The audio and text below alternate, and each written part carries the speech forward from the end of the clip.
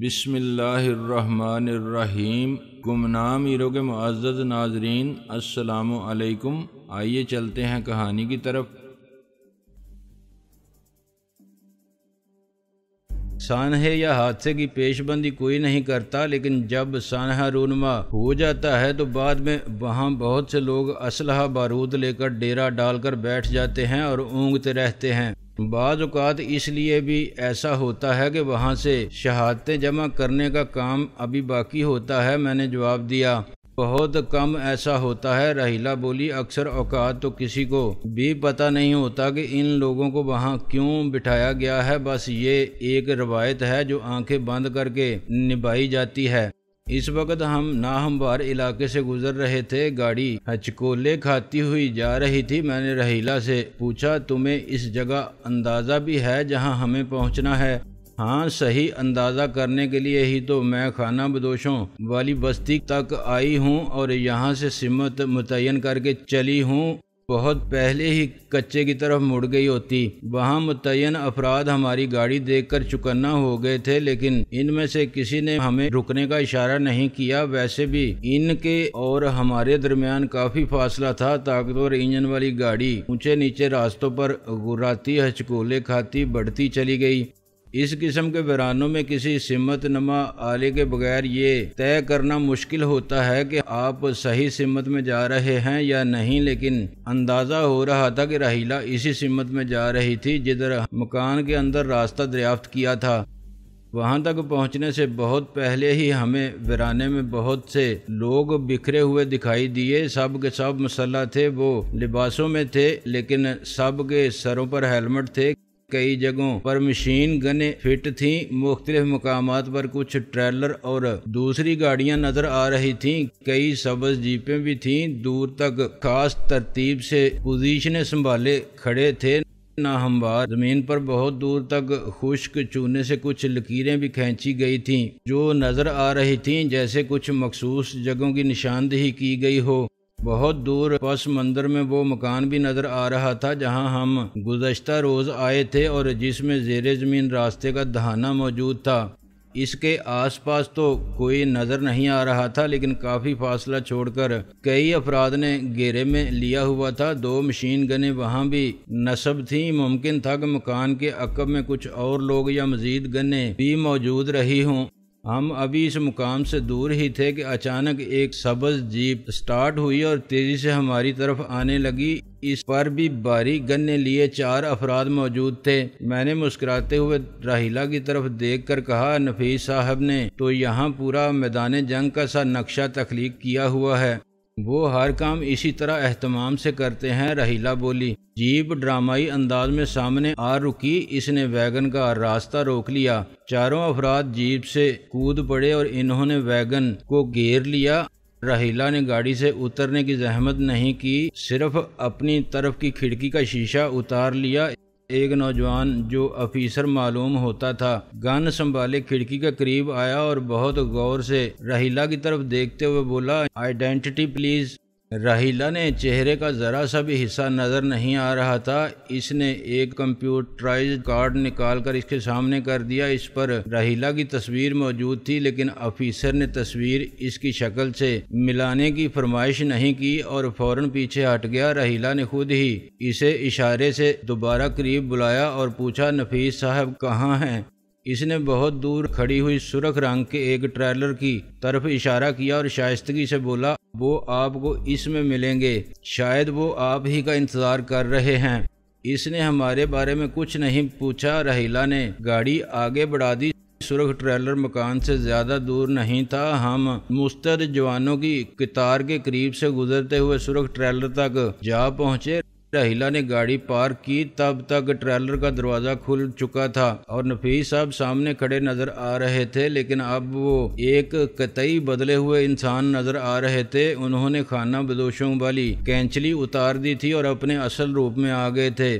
इस वक्त वो गहरी सब्ज रंग के सफारी सूट में थे। दांतों में इनका मखसूस शनाख्ती निशान यानी सुगार दबा हुआ था। मैं ये तशरीह इनकलाब देखकर मुस्कुराए बगैर न रह सका। वो ट्रेलर भी बहुत ही खास किस्म का था, साइज में बहुत बड़ा था और इसके साथ जो इंजन मुंसलिक था वो भी कुछ खास ही किस्म का था। इसकी छत पर एयर कंडीशनिंग सिस्टम और गालबन जनरेटर भी नस्ब था।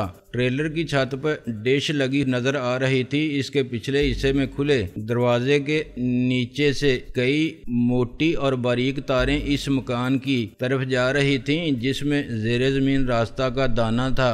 हम वहाँ इधर उधर देखते हुए आगे बढ़ रहे थे। नफीस साहब बेताबी से हाथ लाते हुए बोले, भाई तुम लोग जल्दी से आ जाओ, हमारे पास ज्यादा वक्त नहीं है।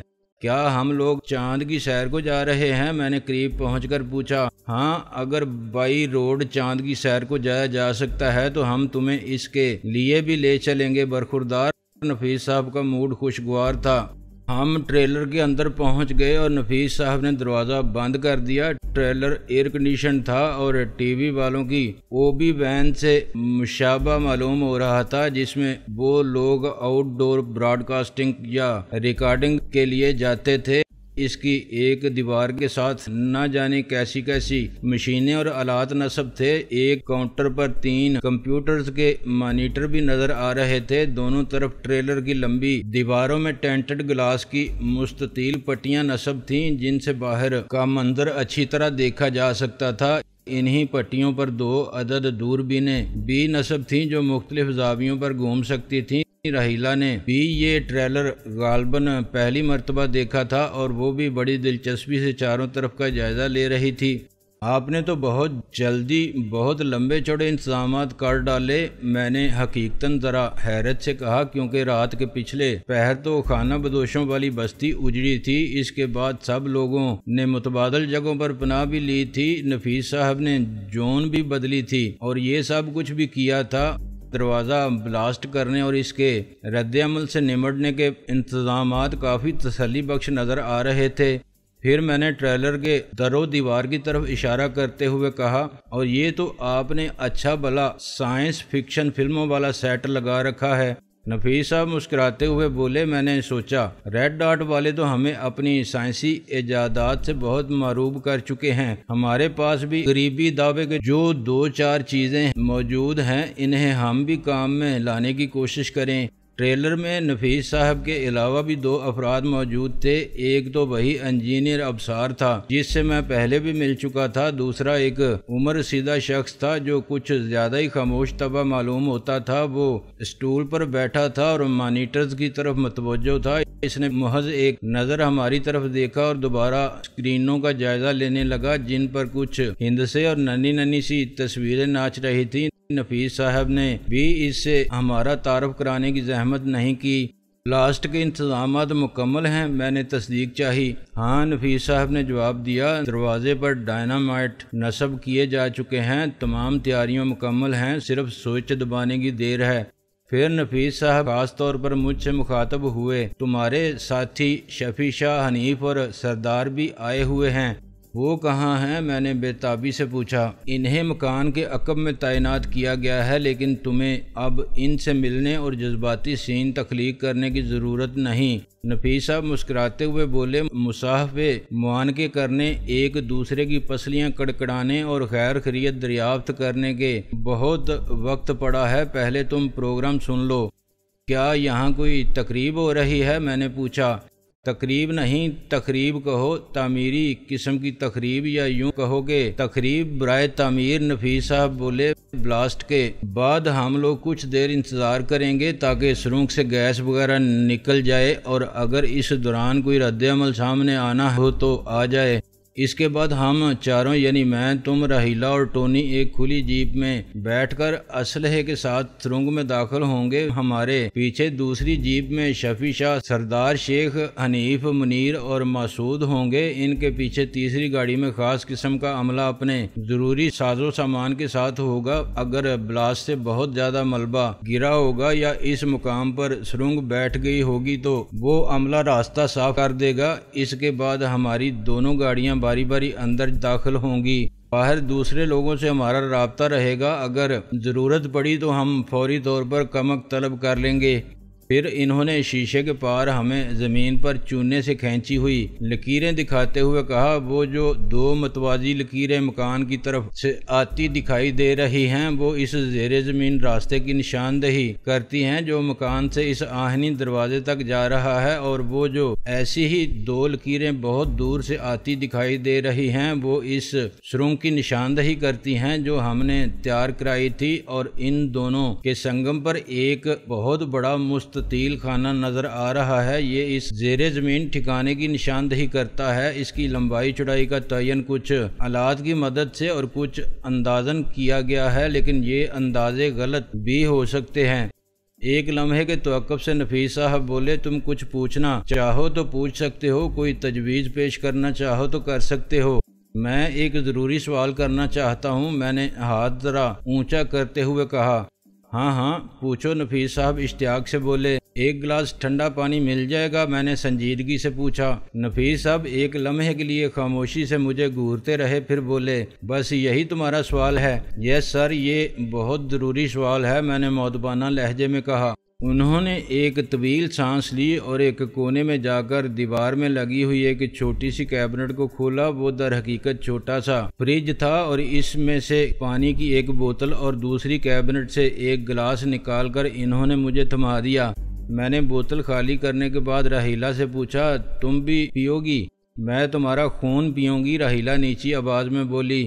میں نے تو سنا ہے ویمپائر اپنا یہ شغل سورج ڈوبنے کے بعد شروع کرتی ہیں، تم نے دن دہاڑے ہی شروع کر دیا، میں نے حیرت سے کہا۔ کنٹرول پینل پر بیٹھے ہوئے عمر رسیدہ شخص نے مڑ کر مجھے دیکھا، پھر عجیب سی نظروں سے نفیس صاحب کی طرف۔ اسے غالباً میرا مذاق ناگوار گزر رہا تھا، اور شاید اسے اس بات کی حیرت تھی کہ نفیس صاحب مذاق کس طرح برداشت کر رہے ہیں۔ اس سے پہلے کہ راحیلہ کچھ کہتی، نفیس صاحب تحمل سے بولے، افضل اب مذاق بند کرو، یہ مذاق کا موقع نہیں ہے۔ بٹن دبانے لگے ہیں، تم تیار ہو؟ ہم تینوں کے پاس گنے اور فاضل کلپ وغیرہ موجود، ٹریلر میں دیوار کے سہارے بھی کئی گنیں کھڑی تھیں۔ باہر ایک جیپ تیار کھڑی تھی، میدان میں تھوڑے تھوڑے فاصلے پر نشان لگے ہوئے 50 جوان بھی مستعد نظر آ رہے تھے۔ میرا خیال تھا تیاریاں مکمل ہی تھیں۔ چند سیکنڈ کے توقف کے بعد میں نے کہا، ٹھیک ہے، جیسے آپ کی مرضی۔ ہم سب اس وقت ایک صف میں کھڑے تھے اور شاید سب کے اعصاب پر تناؤ تھا۔ نفیس صاحب نے اس عمر رسیدہ شخص کو اشارہ کیا جو کنٹرول پینل پر بیٹھا تھا۔ دیوار میں لگی ایک مشین پر چھوٹا سا ایک ہینڈل لگا ہوا تھا، جیسا عموماً زیادہ طاقت کی برقی رو کو آن آف کرنے کے لیے ہوتا ہے۔ عمر رسیدہ شخص نے اس ہینڈل پر ہاتھ رکھ دیا اور آواز بلند بولا، 1 2 3 کہتے اس نے ہینڈل کھینچ لیا۔ اس وقت میں نے غیر ارادی طور پر سانس روک لی تھی۔ دوسرے ہی لمحے زمین اٹھی۔ زیر زمین یقیناً زوردار دھماکہ ہوا تھا، لیکن اس کی گونج اندر ہی اندر دب کر رہ گئی تھی۔ ویسے بھی اس وقت ہم بند ٹریلر میں کھڑے تھے، ہم تک آواز کچھ اور بھی کم ہو کر پہنچتی تھی، لیکن ہم زمین کے ارتعاش سے دھماکے کی شدت کو محسوس کر سکتے تھے۔ میں شیشے کے پار دیکھ رہا تھا۔ جن لوگوں نے دیہی طرز کے لمبے چوڑے مکان کو گھیرے میں لیا ہوا تھا وہ اور زیادہ مستعد ہو چکے تھے۔ نفیس صاحب نے ہمیں جو بریفنگ دی تھی اس کے مطابق اب انتظار کا مرحلہ شروع ہو رہا تھا، جس کے بعد ہمیں سرنگ میں داخل ہونے کے لیے روانہ ہونا تھا، لیکن اس کی نوبت نہیں آ سکی۔ دوسرے لمحے ایک اور دھماکہ ہوا جو اس دھماکے سے کہیں زیادہ شدید تھا۔ یہ دھماکہ دروازے ہی کو اڑانے کے سلسلے کی ایک کڑی تھی، لیکن فوراً ہی اندازہ ہو گیا کہ نفیس صاحب، انجینئر ابصار اور تیسرے عمر رسیدہ شخص کو اس دھماکے کی توقع نہیں تھی، کیونکہ وہ تینوں بھی یک وقت اچھل پڑے تھے۔ یہ دھماکہ اتنا شدید تھا کہ ٹریلر لرز کر رہ گیا تھا۔ میں نے تعینات جوانوں میں سے بعض کو گھٹنوں کے بال گرتے دیکھا۔ معلوم نہیں وہ دھماکے کی شدت سے غیر ارادی طور پر گرے تھے یا کسی نادیدہ خطرے کے خلاف پوزیشن لے رہے تھے۔ مجھے یہ دیکھنے کی مہلت نہیں مل سکی، کیونکہ اسی لمحے چونے کی لکیروں سے بنے ہوئے مستطیل نشان کے درمیان زمین پھٹ گئی تھی اور اس میں سے کوئی چیز تیزی سے نکل کر ایک طرف کو پرواز کرتی بڑھتی محسوس ہوئی اور چشمے زدن میں غائب ہو گئی۔ ہم صرف اتنا ہی دیکھ سکے کہ اس کا رنگ نقرئی تھا اور وہ اپنے پیچھے ایک نارنجی سا شعلہ چھوڑتی گئی تھی جو اس کے ساتھ ہی غائب ہو گیا تھا۔ عمر رسیدہ شخص اور نفیس صاحب ایک ٹک ایک دوسرے کی طرف دیکھ رہے تھے، جبکہ انجینئر ابصار غیر ارادی طور پر اس طرح شیشے کی پٹی سے باہر دیکھنے کی کوشش کر رہا تھا جیسے گردن آگے کرنے سے اسے کوئی چھپا ہوا منظر نظر آ جائے گا۔ یہ کیا تھا؟ نفیس صاحب نے سرسراتی آواز میں پوچھا۔ مجھے یوں لگا جیسے ان کے لہجے میں کوئی خوف پنہاں تھا، شاید انہیں خود بھی اندازہ ہو چکا تھا کہ وہ کیا چیز تھی، لیکن وہ اس کا اعتراف کرتے ہوئے ڈر رہے تھے۔ وہ کسی اور کے منہ سے اس کے بارے میں سننا چاہتے تھے۔ میں نے پہلی مرتبہ عمر رسیدہ شخص کی آواز سنی۔ وہ دہشت زدہ سے لہجے میں بولا، یہ تو میزائل تھا۔ میزائل؟ نفیس صاحب کو گویا یقین نہیں آ رہا تھا کہ ان کے شبے کی تصدیق کی جا رہی تھی۔ میں، رحیلہ اور ٹونی گنے مضبوطی سے پکڑے کھڑے تھے، لیکن وہاں کون تھا جس پر ہم حملہ کرتے؟ تمہیں کچھ اندازہ ہوا کہ اس کا رخ کس طرف تھا؟ نفیس صاحب نے تھوک نکل کر پوچھا۔ عمر رسیدہ شخص نے کمپیوٹرز کی اسکرینوں کی طرف دیکھا، پھر نفی میں سر ہلاتے ہوئے بولا، نہیں، لیکن مجھے اندیشہ محسوس ہو رہا ہے کہ شاید اس کا رخ دارالحکومت کی طرف تھا۔ نہیں، خدا نہ کرے، نفیس صاحب بڑبڑائے۔ اس وقت مجھے بھی اپنے دل کی دھڑکنیں کچھ تیز محسوس ہو رہی تھیں۔ کمپیوٹرز کی اسکرینوں پر اس وقت ٹیڑھی ترچھی لکیریں، لہریے، مختلف جیومیٹریکل فگر اور ہندسے تیزی سے اچھل کود رہے تھے۔ ٹریلر میں لگے ہوئے وائرلیس پر تیزی سے کوئی کچھ پوچھ رہا تھا۔ شاید وہ باہر سائٹ پر تعینات کسی افسر کی آواز تھی، لیکن کسی کو اس کی بات کا جواب دینے کا ہوش نہیں تھا۔ اسی اثناء میں ایک اور زوردار دھماکہ ہوا۔ یہ دھماکہ پچھلے دونوں دھماکوں سے زیادہ شدید تھا۔ اس بار تو ٹریلر لڑکھڑا کر رہ گیا جیسے کسی جناتی ہاتھ نے اسے دھکا دیا ہو۔ باہر چکور خانے کے درمیان زمین میں جو شگاف پیدا ہوا تھا وہ اس دھماکے کے ساتھ کچھ اور بڑا ہو گیا۔ پھر یہ گڑھا گہرا ہونے لگا، کناروں سے مٹی تیزی سے اسی گڑھے میں گرنے لگی۔ یوں لگتا تھا کہ کئی ایکڑ رقبے میں زمین تیزی سے دھنس رہی تھی۔ نفیس صاحب نے وائرلیس پر چیخ کر غالباً باہر تعینات کمانڈو کو ہدایت کی کہ وہ تمام جوانوں کو پیچھے ہٹا لے، ہر جگہ گھیرا کشادہ کر دیا جائے۔ زمین نہ جانے کہاں تک بیٹھ رہی تھی۔ زمین پر گڑھا جو تیزی سے وسیع ہو رہا تھا، اس میں سے دھوئیں اور گرد و غبار کے بادل بلند ہو رہے تھے۔ دیہی طرز کا مکان وہاں سے کافی دور تھا۔ سرنگ کا دانہ اس کے اندر تھا۔ اس مکان سے بھی دھوئیں کے مرگولے بلند ہو رہے تھے۔ باہر تعینات تمام لوگ اپنا حصار کشادہ کر رہے تھے اور کافی تیزی سے پیچھے ہٹنے لگے تھے۔ یہ کیا ہو رہا ہے؟ نفیس صاحب تقریباً چلا اٹھے۔ عمر رسیدہ شخص سے مخاطب تھے۔ میری خود سمجھ میں نہیں آ رہا، وہ شخص گھبرا کر بولا۔ میرا خیال ہے وہ زیر زمین قلعہ تباہ ہو گیا، سب کچھ تباہ کر دیا گیا ہے، اسی لیے اب وہاں سے زمین دھنس رہی ہے۔ لیکن اس پہلے دھماکے سے زمین میں شگاف ہوا، وہاں سے میزائل، اس کے بعد دھماکہ، وہ جگہ تباہ ہوئی۔ اس نے تھوک نکلا اور متوحش سی نظروں سے باری باری سب کی طرف دیکھ کر بولا، ہمارا اس دروازے کو بلاسٹ کرنے، ٹریگر دبانے کے مترادف ثابت ہوا۔ شاید یہ سب چیزیں وہ کمپیوٹر کے ذریعے پروگرام حالت میں چھوڑ گئے تھے کہ جو ہی دروازے بلاسٹ کر کے یا کسی اور طریقے سے کھولنے کی کوشش کی جائے گی، پچھلے چھت کی طرف دھماکے سے شگاف ہو، وہاں سے میزائل، پھر دوسرے دھماکے سے پوری جگہ تباہ ہو جائے۔ وہ خاموش ہو گیا۔ مجھے اس شخص کا تجزیہ درست معلوم ہوتا تھا۔ زمین کے دھنسنے کا عمل اب رک گیا تھا۔ اب وہاں بہت بڑا گڑھا نظر آ رہا تھا جس سے گرد و غبار اور دھواں اب بھی اٹھ رہا تھا۔ چونے کی لکیریں جو ایک مستطیل کی نشاندہی کر رہی تھیں اب غائب ہو چکی تھیں، کیونکہ گڑھا ان حدوں سے بڑھ گیا تھا۔